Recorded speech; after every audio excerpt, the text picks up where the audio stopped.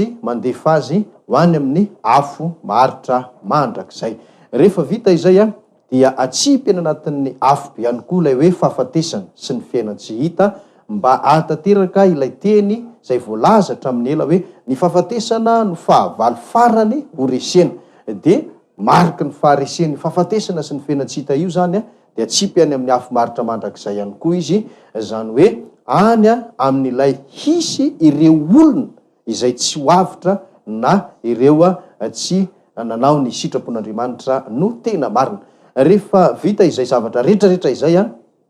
dia hojerevantsika androany hoe inona ny zavatra hitranga farany indrindra ao aorianan'izay zavatra izay zany ny tantara faran'ny tany zany hoe tena mifarana treo zany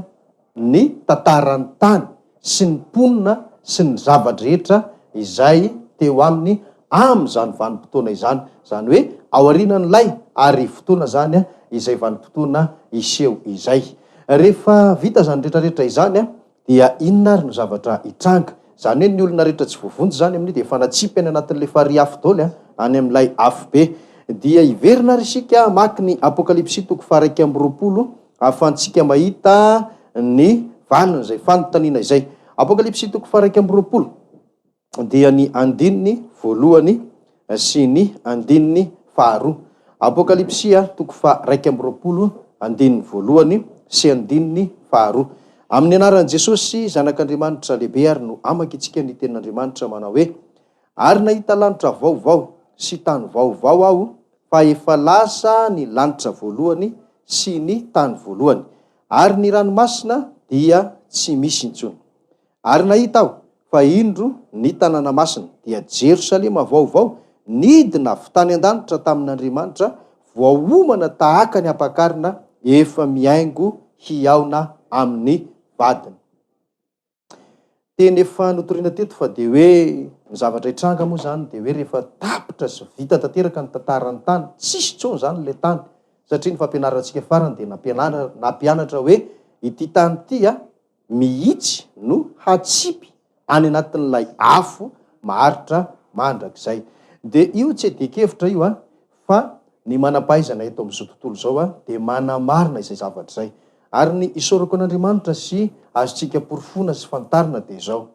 ny zavatra ampianariko anareo eto izay efa niresahako moa tsy fampianarana avy amin'ny fisainako na avy amin'ny fandalinana zay nataoko, fa tena hoe fampianarana nampianarin' Jesosy Kristy tamiko. De efa ela nanomboka nampianatra an'ireny zavatra ireny fa taty aoriana na hoe am'izao vanim-potoana iainantsika zao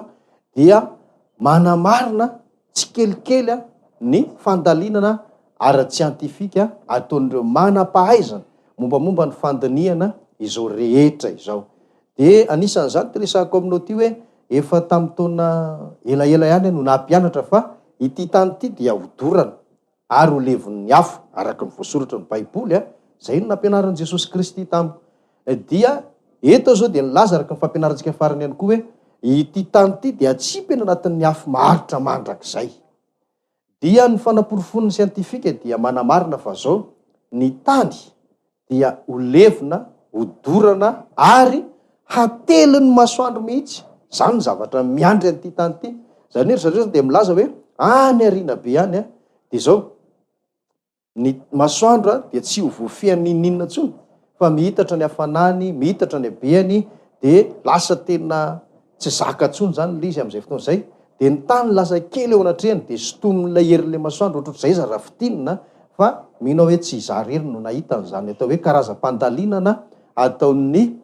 manam-pahaizana izany. Fa ny tany zany de lasa voasiton'le masoandro de ohatriny hoe hoaniny tanteraka ao mihitsy. Zany rehetrarehetra zany de fanaporofona fa tsy rediredy akory ny resahako eto ary ny tenin'Andriamanitra sy ny baiboly de manazava sy manamarina fa tsy maintsy ho tonga izay rehetra voasoratra. Dia hoy ary aho ankehitriny aminareo hoe rehefa zay ny zavatra mitranga, tsisy tany tsony, tsisy nininona tsony, foana levony potika zao rehetrarehetra izao. Satria ny baiboly de efa nampianatra fa ny lanitra sy ny tany dia ho levona. Ty lanitra misy atsika ty tany misy atsika ty sy io lanitra ambonitsika io de miaraka mikitana rehetra zay manodidina antsika, zany hoe fitinina sy faritana ao anatin'le hoe galaxie anankiray. Reo zany de miara-tsita daholo, miara-levona daholo amin'ilay atao hoe andro farany de tsisy nininona tsony de ao anatin'zay tsisy nininona zay itsony a no hitranga ary a ity teny vakitsika ty hoe nahita lanitra vaovao sy tany vaovao fa efa lasa ny lanitra voalohany a sy ny tany voalohany de ny mahasamy hafa n'le tany vaovao am'zany fotoana zany sy ty tany misy atsika ty zay atao hoe tany voalohany izy eto amin'ity soratra ity de ny hoe ty tany misy atsika ty ilay tany voalohany a de misy ranomasina fa ilay tany vaovao hisy any arina any a dia tsy hisy intsony ranomasina zany koa dia entina anambarana fa zao diso ary tena fahadisokevitra ny fieveran'ny fivavahana sasany fa tsy horavany tany tsy hoaviny farandro a fa isy ihany ny fiainana mandrakizay fa saingy zao ty tany ty any no avoaziny tena diso zay a raha zay zavatra rehetra na rahantsika zay aloha no anamarinana azy ary ity ny porofo hoe ty misy ranomasina fa lay am'zany tsisy ranomasina de eo ary zany nisy tany vaovaon'zay io le fampanantenana tany amin'ny petera faharotoko fahatelo a andin'ny fahatelo ambe folo zay milaza hoe kanefa isika dia manantena tany lanitra vaovao sy tany vaovao zay toeran'ny fahamarinana raha ohatra ka nytanisa izy eo aloha hoe holevona ny tany a holevon'ny afo ny zavatra rehetra de nametraka zany fanantenana izy eo amin'ny andin'ny fahatelo ambe folo hoe kanefa isika araka ny teny fikasany dia manantena lanitra vaovao sy tany vaovao zay toeran'ny fahamarinana ity zany io de midikany de hoe rehefa nesorina teto amin'ity tany ty ary na hoe rehefa hoe sorina eto amin'ity tany ty le olona zay tena efa an'andriamanitra reo nanao ny sitrapony de zao hoentina any am'zany tany vaovao zany de io koa zany tsy fantatro hoe aiza ao anatin'le hoe zao rehetra izao na ny fahitan'ny manampaizana sy ny mahalala azy de hoe ao anatin'le hoe univers aiza ho aiza ao anatin'zany univers zany a no hisy ity planeta tany vaovao hitondran'andriamanitra ny olona ity tsy fantatra zany hoe aiza zany naiza fa de hoe rehefa tsisy tsony zao rehetra zao a de isy ary tany vaovao io a de rehefa nytoy ny tantara de zao tany fotsiny aloha mbola tsisy nininona de nampidinina vany an-danitra indray tanàna anankiray atao hoe tanàna masina de hoe Jerosalema vaovao de napetraka eo amin'ny tany io zany moa zavatra efa nampianariko a fa somary fanamafisana sy fampatsahivana ho an'zay efa nianatra de fampahalalana ho an'zay mbola tsy nahafantatra ihany koa izay ilazako ihany koa sy hanamafisako etony fa de zao tsy ho any an-danitra akory no hitondran'andriamanitra atsika rehefa hialy eto amin'ity tany ity tena fahadisokevitra be mihitsy zay zavatra zay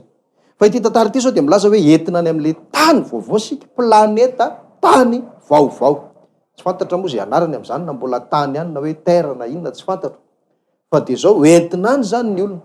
alohan'ny atongavan'ny olona nefa mbola tsisy nininona io tany io fa nampidinina vany an-danitra ampitoerina eo amin'io tany io le tanàna masina atao hoe Jerosalema vaovao zay aloha ny voasoratra fa ny akoatr'izay zany tsy voasoratra hoe inona ny mbola ho atao a inona mbola hitranga fa ny farana eo moa ny bokin'ny apokalipsy io mikasika an'io tantara resantsika io de rehefa tafidiny eto amin'le tany vaovao zany le tanàna masina atao hoe Jerosalema vaovao dia hampidirina ao am'zay a le olona vovonjina laina avy de ty am'ilay tany voalohany de hiditra ao izy de ao am'zay le atao hoe fiainana mandrakizay manomboka am'zany fotoana zany ny asa roviana zay vo tena hanomboka lay hoe fiainana mandrakizay ary io fidirana ao amin'ny tany vaovao io sy le hoe fametrahana na fampidinana n'lay Jerosalema vaovao sy fahitana sy fahatongavana ny am'ilay tany vaovao zay rehetra nazavaiko teo zany no atao hoe fampakarambadin'ny zanak'ondry dia io fidirana ao amin'ny tany vaovao io zany natao hoe fampakarambadin'ny zanak'ondry de manomboka eo araka lazaiko teo zany vo tena manomboka lay atao hoe fiainana mandrakizay de zay vo marina tsara le petera faharotoko fahatelo hoe tany vaovao sy lanitra vaovao hitoeran'ny fahamarinana nahoana moa ny hitoeran'ny fahamarinana io tsy ty tany voalohany ty tsony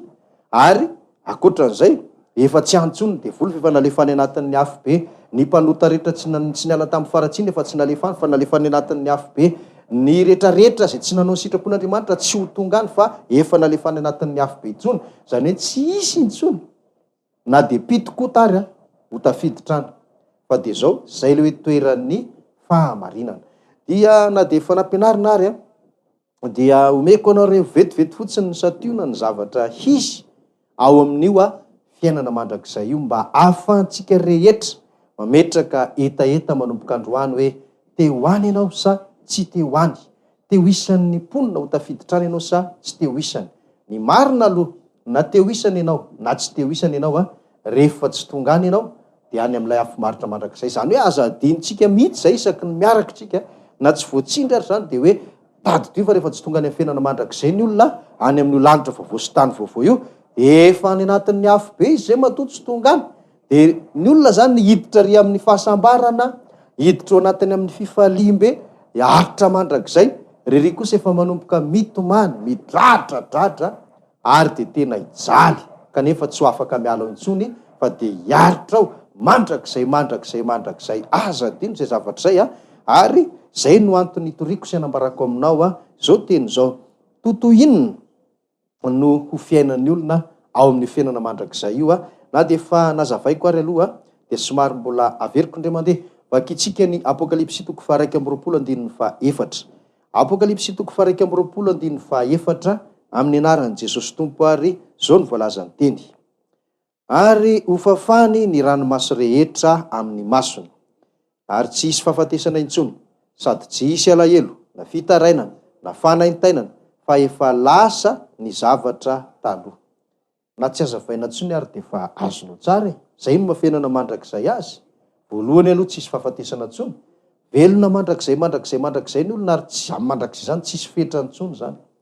Tsy hoe velona zara fa velona maritra mandrakizay fa zao sady tsy arary no tsy alahelo tsy hitomany ireo fotsiny voasoratra faraka ny lazaiko teo hoe mbola be dehibe no miandry ny olona any zay tsy voalaza tsy voasoratra tsy voatanisa ato anatin'ny baiboly intsony satria hatreo aloha no navela ho fantatsika zanak'olombelona fa rehefa tonga any dia ho tanteraka ilay teny hoe zay tsy mbola hitany maso sady tsy norenesin'ny sofina no efa nomanin'Andriamanitra sy efa namboarin'Andriamanitra ho an'izay olona ho tonga any. Manarak'izay vakitsika ihany koa ny apokalipsy toko faha 2:20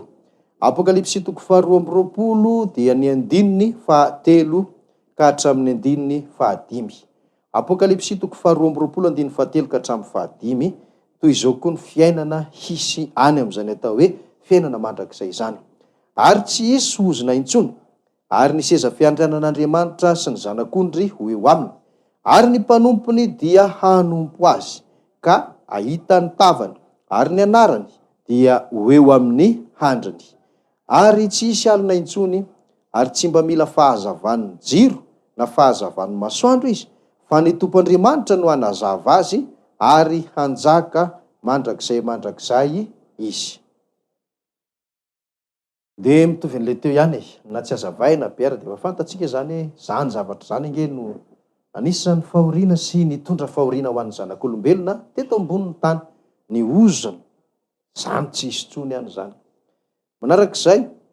ahita ny tavan'Andriamanitra amin'izay tsika olombelona raha tonga any. Io moa lefa niresahako hoe tsy mbola nisy olona afaka milaza sy afaka ilaza fa efa nahita n'Andriamanitra. Tsisy ny tena tareha sy ny tena tavana fa rehefa tonga any zany vao tena hita hoe ohatr'izao Andriamanitra arak'izay endriny ahitantsika azy satria voalaza hoe any zany dia tena hahita tavan'Andriamanitra mihitsy tsika zanak'olombelona. Dia tsisy alina tsony any. Io koa anie mitondra fahoriana ho an'ny olona indrindra moa amin'izao vaninandro iainantsika zao dia lasa orooro sy tebiteby ho an'ny zanak'olombelona zany hoe alina izany. Ka any tsisy tsony any dia tsy mba mila jiro ohatrany hoe ilayntsika ety amin'ity tany ity amin'izao fotoana izao isan-kalina. Tsy mba mila masoandro zay ilayntsika sy tadiavintsika isan'andro isan'andro fa any zany dia tena hoe tsisy alina tsony aloha ary tsisy andro ifandimby tsony zany any zany tsisy andro isaina hoe ray, roa, andro fahatelo, faefatra, fahadimy, fahenina, fahafito, ray volana, roa volana, herintaona tsisy an'izany tsony any. Fa tonga dia mitohy lava be tsisy fitsaharana tsony. Zay le mandrakizay ka zay ny voasoratra ho fa ny ankoatra ny voasoratra aza metraham-panontaniana fa dia tsy fantatsika mihitsy fa dia zay voasoratra ihany aloha zany no azontsika fantarina. Dia nivakiko taminareo ohatraohatran'izay no sationany amin'ny hoe fiainana miandry antsika zanak'olombelona raha tonga antsika. Dia aza dino ampitao kosa hoe manahoana le ry am'ilay afo maritra mandrakizay raha ampitaina am'izay zavatra zay. Reo any nefa no miandry atsika zanak'olombelona ary tsy maintsy ny ray am'ireo fa rehefa tsy any am'ray de tsy maintsy any amin'ny anankiray. De ny fiainana mandrakizay no toriko aminao fa tsy ny afo maritra mandrakizay. Ary io no antony ny sin'ny famonjena nataon'ny zanak'Andriamanitra tety ambonin'ny tany. Araky ny voalaza fantatsika ariky ny voasoratra amin'ny Jaona 7:9. Io moa lefa voasoratra teny amin'ny planety Marsa mihitsy ary tadidinao angamba zay zavatra zay nentiko teto amin'ity fandarana ity fa eny amin'ny planety Marsa dia nasian'Andriamanitra soratra ao anatina takela-bato ary voadika amin'ny teny pirenena 12 karazana ity Jaona 3:3 ity zay milaza hoe fa toy izao ny tiavan'Andriamanitra zao tontolo zao nomeny ny zanany latokana mba tsy ho very zay rehetra mino azy fa anana fiainana mandrakizay. De zao misy antony moa matoa tonga eny amin'ny planety Mars zany toko sy andininy sy tenin'Andriamanitra zany ary voadika tamin'ny teny pirenena 12. Fa ao aoriana kely eo de ho resahantsika inona ny antony zany zavatra zany fa zay fotsiny hoe zay no antony nanirahan'Andriamanitra zanany aloha ny azahoantsika zanak'olombelona fiainana mandrakizay. Kanefa ny tadidio de zao tsy hoe satria efa tonga tety le zanak'Andriamanitra efa maty nandatsaka ny rany na fony ainy nanafitra antsika zanak'olombelona de efa vitan'i Jesosy zay de mananteny ianao hoe na inona na inona ho ataonao de ho any amin'ny fiainana mandrakizay ianao. Tsy de tsy, tena tsy de tsy. Ka inona ary ny tokony atao? Raiso ary ty tenin'Andriamanitra ity zay efa matetika vakiko eto sy teneniko eto tena tiako tadidinao sy petraka tsara ao anatinao manomboka izao. Ao amin'ny filazantsarany Matio zay tenin'Andriamanitra izay dia ny toko 7 fa be dehibe no mety mahay tsenjery azo tenin'Andriamanitra izao. Matio toko 7:1 no vakitsika ary amin'ny anaran'i Jesosy. Matio toko 7:1. Zao ary voalaza ny teny amin'ny anaran'i Jesosy Tompo manao hoe tsy izay rehetra manao amiko hoe tompoko no hiditra amin'ny fanjakan'ny lanitra fa izay manao ny sitrapon'ny raiko izay any an-danitra. Tsy mila fanazavana be ihany koa tahaka ny teny zay hitantsika rehetrarehetra teo ihany. Ary isaorana an'Andriamanitra sy izay mety tompona andraikitra natanteraka an'izay hoe fandikanany teny moa tamin'ny teny malagasy mba ahafahantsika tonga de mora mahazo. Tsy mila fanazavana ny teny voasoratra. Tsy zay rehetra manao amiko tompoko. Zany hoe nareo mijery azy mety be dehibe mpivavaka. Misy ihany koa ny olona mbola tsy nivavaka fa mino ny fisian'Andriamanitra, mino an'Andriamanitra. De zao na iza na ianareo na ny mpivavaka na ny tsy mpivavaka marina foana ty teny ty. Tsy hoe rehefa manao hoe tompoko ianao na hoe manana an' Jesosy ho tompo sy mpamonjy de manantena fa hahazo fiainana mandrakizay. Diso, tena diso zay. Zavatra iray ny takian'Andriamanitra amin'ny zanak'olombelona rehetra zay te hahazo fiainana mandrakizay de ny hoe manao ny sitrapon'ny ray zay any an-danitra. Ka ianao ary zay tonga mandre zao fandarana zao de tiako ny teny aminao hoe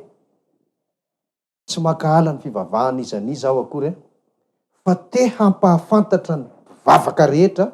ny mpitondra fivavahana rehetra, ny olon-tsotra rehetra sy ny olona tsy mivavaka hatr'izay te hampahafantatra anareo rehetra hoe fantaro inona ny sitrapon'Andriamanitra. Fa izay no hantokana azahoantsika ny fiainana mandrakizay. Aza mieritreritra ianao hoe misy fahagagana dia efa milaza ianao fa zanak'Andriamanitra. Mahita valim-bavaka, mahita fahagagana, fanasitranana sy ny karazany de mieritreritra hoe tena olona hahazo fiainana mandrakizay. Diso hevitra ianao. Vakeo ny 2:20 sy ny 3:20 amin'ny teny io de tena ho hitanao tsara mihitsy fa ay tsy ampy fa mety ho fitaka aza ny fianteherana amin'izany zavatra izany. Fa maro ny metehitra amin'izany de laza hoe tompo ao manino zay tsy tafakatra de ho lazain'i Jesosy raha vakitsika ny 2:20 sy 3:20 iaho hoe tsy fantatra akory ianareo hatr'izay na de naminany ary le olona tsy fantatry Jesosy, namoaka demonia tsy fantatry Jesosy, nanoasa lehibe maro tamin'ny anaran'ny tompo tsy fantatry Jesosy, nanao an'io rehetrarehetra io fa tsy fantatry Jesosy ary de ho laviny amin'ny andro farany. Tsy fantatry ianareo izy mela amiko ianareo mpanao meloka. Mampatahotra zany teny zany.